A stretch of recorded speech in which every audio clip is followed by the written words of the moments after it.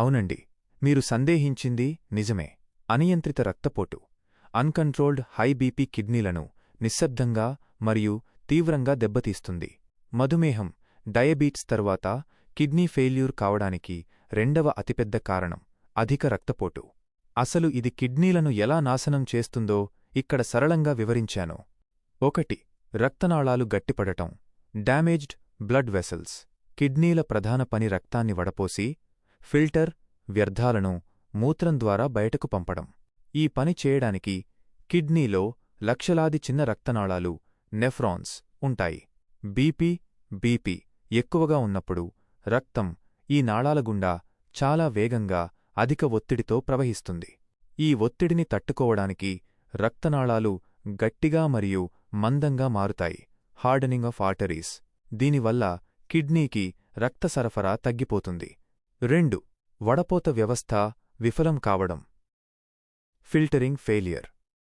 రక్తనాళాలు దెబ్బతిన్నప్పుడు కిడ్నీలోని వడపోత వ్యవస్థ గ్లోమెరులి సరిగా పనిచేయదు.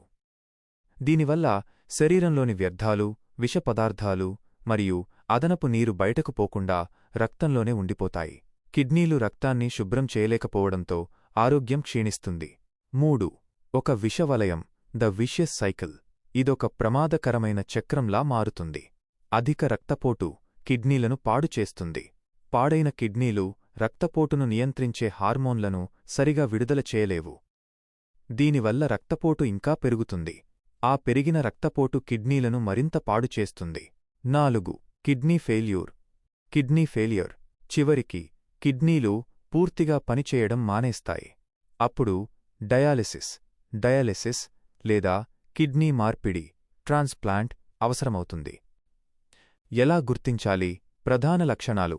కిడ్నీలు చాలా వరకు పాడయ్యేంతవరకు లక్షణాలు బయటపడవు, కానీ గమనించాల్సినవి: కాళ్లవాపు, పాదాలు, చీలమండల దగ్గర వాపు రావడం, అలసట, ఎప్పుడూ నీరసంగా అనిపించడం, మూత్ర విసర్జనలో మార్పులు, రాత్రిపూట ఎక్కువసార్లు మూత్రానికి వెళ్లాల్సి రావడం.